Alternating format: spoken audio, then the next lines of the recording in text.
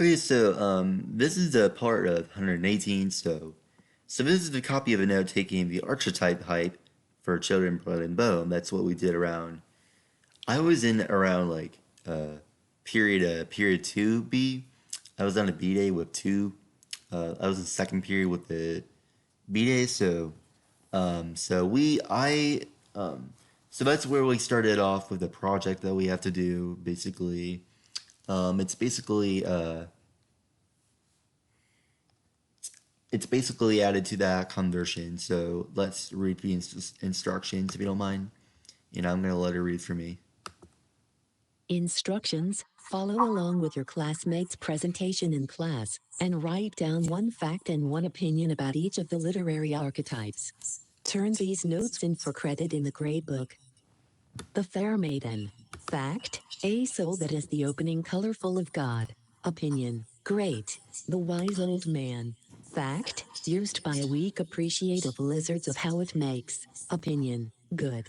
The Eternal Child. Fact: it has been taken before somehow. Opinion: nice. The Great Mother. Fact: it has the Great Mother of God and a princess. Opinion: interesting. The Shadow. Fact: something was invisible as the matter of weak champions. Opinion: specific. The Shapeshifter.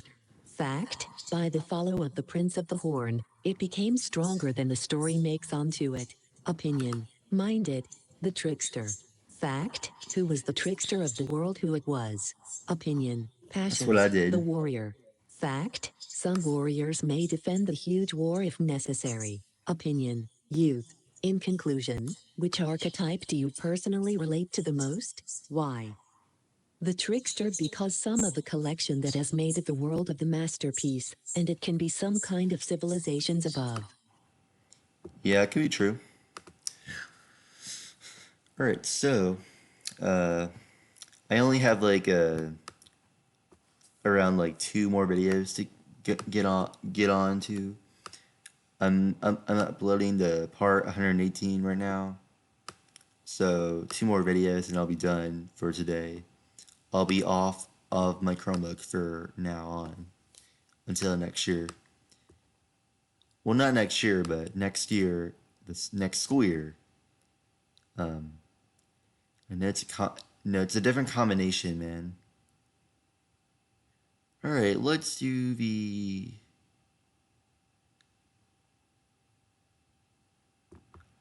note taking. All right, on literary archetypes. All right, so we did this by the first beginning of school, and I was like so confused because I did not know how to do junior year very well. I was like so shy around some new people coming in. I know there's a lot of people that I know, but some of them don't really come close as they used to because of COVID and stuff. But hopefully this year we won't be able to get this stuff again because we wearing masks. It's just a different combination. It's way different than just like it was before. This has never happened in our lives. So this is the first time that has ever happened. So COVID has been over a year now, and yeah, I started wearing a mask over a year. It's really stressful, and I can tell that everyone hates it. Everyone hates wearing the mask. They do. All right. Anyways, let's just read the instructions. Instructions: follow along with the slides in class or on its learning, and write down one fact and one opinion for each category heading. Horror archetypes. Fact: Dracula might be based on Stoker's horrible boss. Opinion: can be true whenever or not. The Godfather of archetypes. Fact: revenge is a dish best served cold. Don Vito Corleone: a friend should always underestimate your virtues and an enemy overestimate your faults. Opinion: it should be replaced. The collective unconscious. Fact: our primitive past becomes the basis of the human psyche. Opinion: personal things ahead in the mind.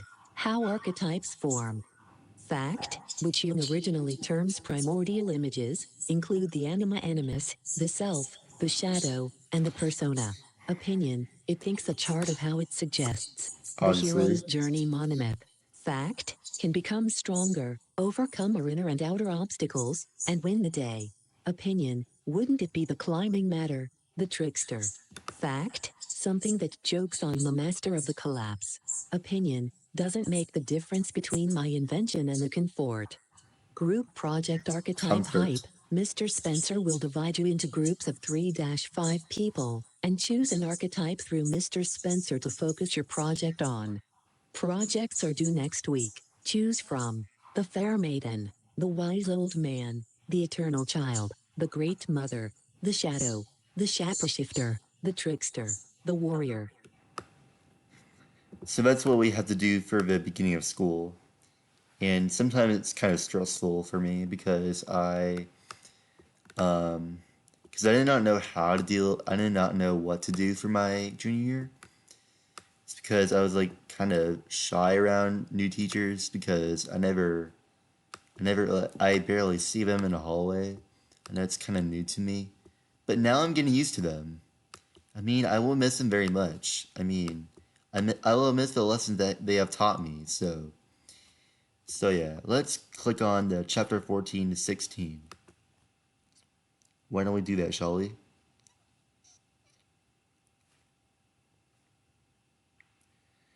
Alright, answer the following questions below, but note for this point, all of Enon's chapters in the book will be extra credit points. Chapters from Amari and Zaylee's point of view will remain regular class credit. Click the link to watch this video.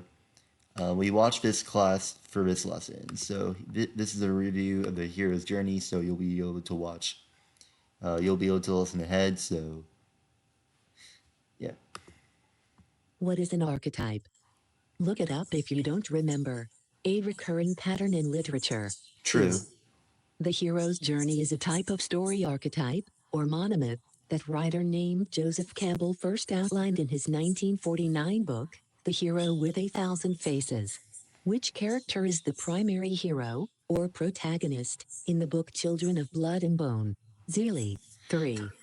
The first step of the hero's journey occurs when the story establishes the ordinary world for the main character. How would you describe the world? Alright, sorry to interrupt. So Mr. Spencer's response was, "What does this mean? Your answer is unclear. -2. World of Orisha in 5-10 words, as described in chapters 1-10. It's a complex, violent world full of crazy beings and diverse chart. 4. The next step of the hero's journey is called a call to adventure when the main character is given an invitation to start their adventure. How is this described in Children of Blood and Bone in chapter 9 on pages 91-92? Mama Agba's prophecy or vision of Zelie, Amari and Sain climbing a tree. 5. The next step of the hero's journey sometimes features a refusal of the call where the main character doesn't want to accept the invitation to adventure out of fear or insecurity. How is this described on page 92 of chapter 9? Both Zelie and Inan are in denial about going on the quest. 6. The next step is usually meeting a mentor. Predict, who do you think could be the mentor, teacher, or guide could be for the main characters of Children of Blood and Bone? Inan, not sure. Extra credit chapter 14. Alright, so his response was, "What does this mean?" He does not know what the words that I put in quote unquote. He doesn't even know what I was saying. I know that I'm not really a public speaker. I'm not really a typing person either. I mean, I don't really say the same quote. I usually say the same quote every time. It's kind of annoying for some people, but I'll get used to it. But I need to learn how to get over with, and I need to speak clearly because I can't even speak that well. There is some words that I cannot speak, so bear with me. Inan. Pages 131-135. 7. What is Inan's plan? To help things in probability, use the start of the point. 8. Why does Admiral Kaya threaten to send Inan back to the palace? Because he was in danger. 9. For Inan, why must he make his plan work? To success the world of God. Chapter 15, Amari, pages 136-144. 10. What dream did... Alright, so his response was, these answers do not fit the book. So these answers do not currently fit in the book. They do not belong in a book, so it's a -3 for me. Because I wasn't paying attention that much. Amari once cherish. She dreamed of leaving the palace with the observation. 11. Why does Amari think that Zelie keeps pushing them in their climb? What motivates Zelie, according to Amari, to navigate to the spot? 12. What happens when Zelie touches the skull, broken down to a magic spear? 13. When Zelie bends to touch a second skull, Amari gets an idea of how CHA circumflex and DOMBLE acute used to be. How does she describe it? Imagine powers. 14. As the group approaches the opening to one of the temples, what can Amari feel? The religious improperly times. 15. When the group descends down the stairs, what happens next? Trespassing in Darkness. Extra Credit Chapter 16, Inan, pages 145-151. 16. How does Inan know where Zelie and the others stopped on their journey?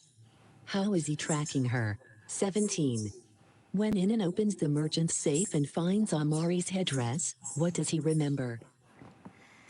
Yeah, that's all he puts in that comment.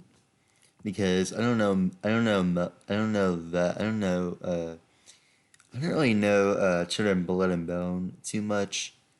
I only know one thing about Children of Blood and Bone is they were taking place by, they were probably taking place by,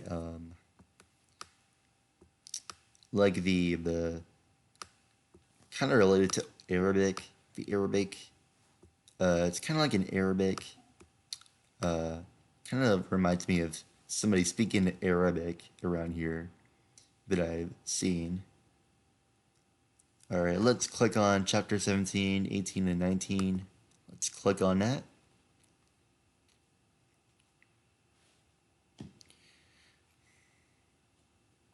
This is a reading guide.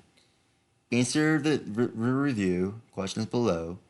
Chapters from Amari and Zillie's point of view will be regular class credit. There are two extra credit questions for Enon in chapter 19. Alright, I'm going to read one. When Amari awakens, what does she find that has really happened to her? She is tied up with ropes with Zelie and Zane. Zentaros are high diviner priests who have preserved stories of the gods and help diviners to understand, to use their magic. They perform the annual ritual necessary to keep connection to the gods strong and keep magic alive. Why does Amari think the Centauro is going to kill them at chapter 17? He takes the scroll from them, and Amari's father taught her that magic would definitely kill them. Alright. Chapter 18, Zelie. Pages 156 and 172. Zelie is shocked at the chance to meet a Centauro. Before the raid, only leaders of the 10 Magi clans got to meet the Centaurus. This is not something that an ordinary Magi would get to experience. She finds that the Centauro's body is covered in ink.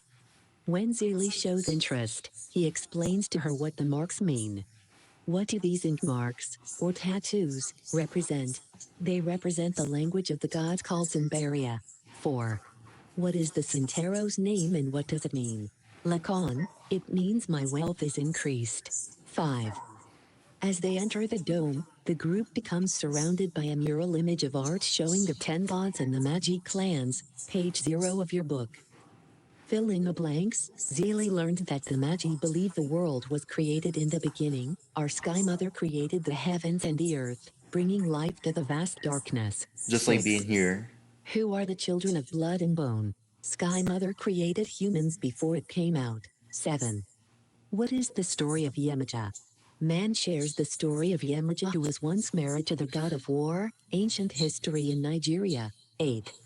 How was the goddess Oya different from her brothers and sister, unlike her sisters and brothers?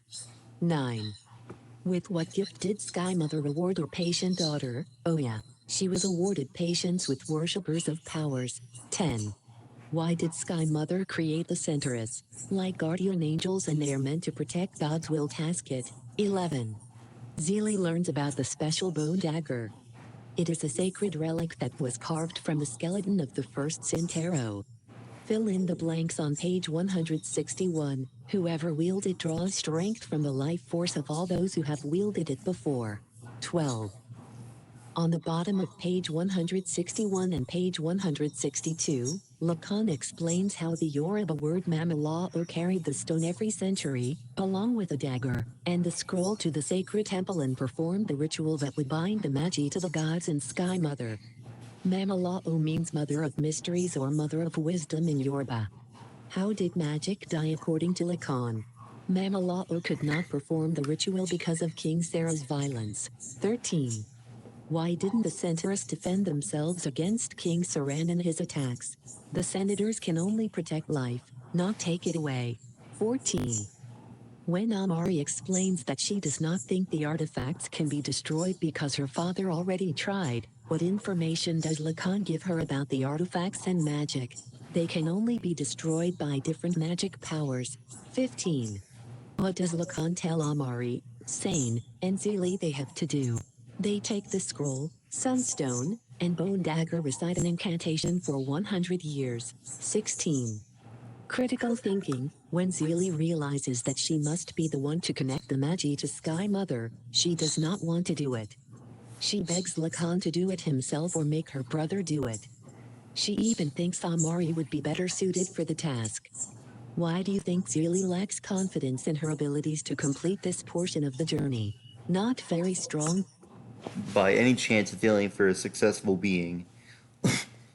Excuse me, what promise does Zeely extract for Li Khan before he begins the ceremony on page 168? To sacrifice a word and just make your effort. As magic floods through Zeely's body, what does she see? Veins in the blood of power and once ambition, like once for all. So this is the extra credit, chapter 19. Enon is remembering the time he hurted Amari. Why did he do it? Because he wanted to strike the achievement of what he got. What vow does Enon make as he continues to scale the mountain? Tracks of miles, how many times in blocks? All right, so this is all about it for part 118. So I will be doing part 119. We are almost done to the. We may not be currently done to this book, but that's okay. We can still get it open. So let me know if you have questions.